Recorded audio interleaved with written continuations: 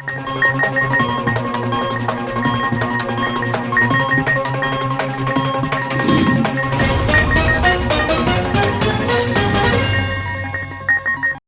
कुमार गौर, MLC और TPCC के सदर ने कहा, जब हाइडर पहल शुरू की गई थी, अपोजिशन पार्टियों ने न सिर्फ वसी झूठे प्रोपेगंडे में मसरूफ थे बल्कि तरक्की में रुकावटें डालने की भी कोशिश की थी। इस तरह की तनकीदों को एक तरफ रखते हुए अवामी हुकूमत हजारों एकड़ झीलों को तजावुजात से महफूज कर रही है।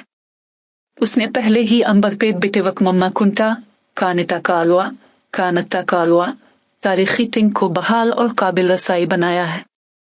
नाला चीरो సంతోషంగా ఉన్నారు। హైడ్రాకు మా ముఖ్యమంత్రికి జేజాలు పలుకుతా ఉన్నారు।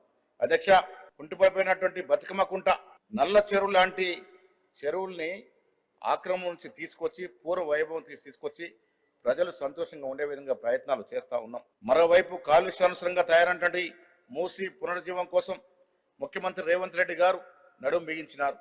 55 కిలోమీటర్ల Musi river front transformation project ని మా ప్రభుత్వం చేపట్టింది। ఉస్మాన్ సాగర్, హిమాయత్ సాగర్ జంట జలాశయాల నుంచి గాంధీ సరోవర్ వరకు ఫేజ్ 1 ప్రాజెక్టు త్వరలో ప్రారంభమవుతా ఉంది। మూసీ ప్రాజెక్టులో భాగంగా గోదావరి ఫేజ్ 2, ఫేజ్ 3 ప్రాజెక్టులను పనులు వేగంగా జరుగుతూ ఉన్నాయి। గోదావరి నీటిని ఉస్మాన్ సాగర్, హిమాయత్ సాగర్కు అనుసంధానం చేసి 2.5 టీఎంసీ నీటిని మూసీ పునర్జీవన ప్రాజెక్టుకు అందిస్తాం అధ్యక్ష। మూసీ విషయంలో కూడా చాలా రాద్ధాంతం చేశారు। మూసీలు నివసిస్తున్న బీద ప్రజల గురించి వారి గోడు పట్టట్లే। ఆ గోడున్న ప్రభుత్వం ఏకంగా వారికి పునరావాసం కలగజేసి మూసీ ప్రక్షాళనకు పూనుకున్నాం అధ్యక్ష। తెలంగాణ ప్రభుత్వం గాంధీ సరోవర్ ప్రాజెక్టును ప్రతిష్టాత్మకంగా చేపట్టింది। మూసీ ఈసా నదుల సంగమం వద్ద మహాత్మా గాంధీ బోధనలే కేంద్రీకృతంగా ప్రపంచ స్థాయి కేంద్రంగా దీన్ని తీర్చిదిద్దాలనుకుంటా ఉన్నాం।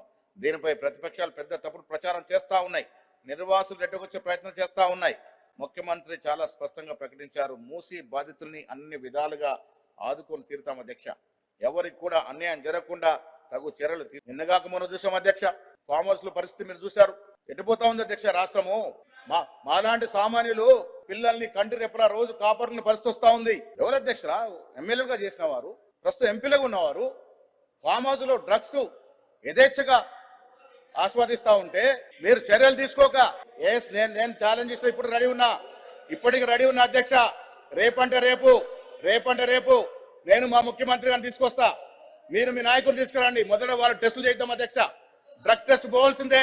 కేసీఆర్ తో పాటు ముఖ్యమంత్రి మా రేవంత్ రెడ్డిని తీసుకొస్తా, డ్రగ్ టెస్ట్ చేద్దాం। తర్వాత మీరు మేము అందరం అధ్యక్ష।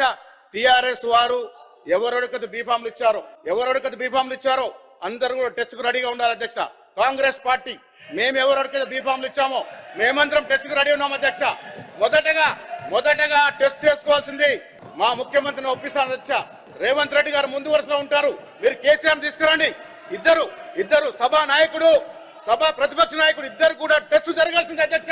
ఈ రాష్ట్రాన్ని డ్రగ్స్ మయం చేశారు అధ్యక్ష, డ్రగ్స్ వ్యాపారం చేశారు, వేల కోట్లు డ్రగ్స్ మీద సంపాదించారు అధ్యక్ష। సిగ్గుతో తలవంచుకున్న పరిస్థితి అధ్యక్ష। ఇలా డ్రగ్స్ పేరనగానే మీ నాయకుడు పేరెందుకు వస్తుంది? డ్రగ్స్ మాట అనగానే మీ నాయకుడు పేరెందుకు వస్తుంది? ఒక్కసారి ఆలోచించుకోవాల్సిన అవసరం ఉంది అధ్యక్ష।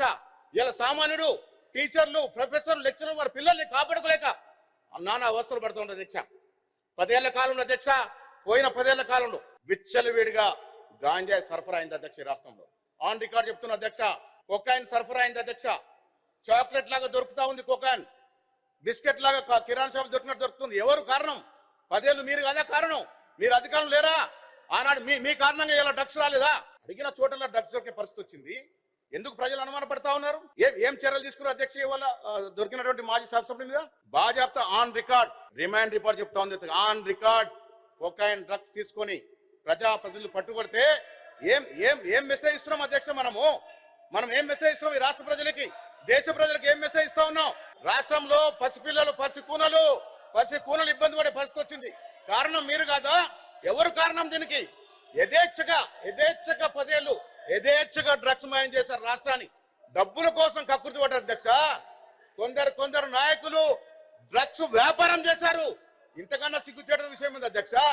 ఈ రాష్ట్రము కొత్త రాష్ట్రము, చిన్న రాష్ట్రము, ఎంత పగడ్బందీగా ఎదగాల్సిన రాష్ట్రము డ్రగ్స్ మయమైపోతే, డ్రగ్స్, మద్యము, గాంజా విచ్చలవిడిగా వస్తా ఉంటే మన పిల్లలకు సంరక్షణ ఎక్కడా? ఏం మనం ఉదాహరణ ఏం మెసేజ్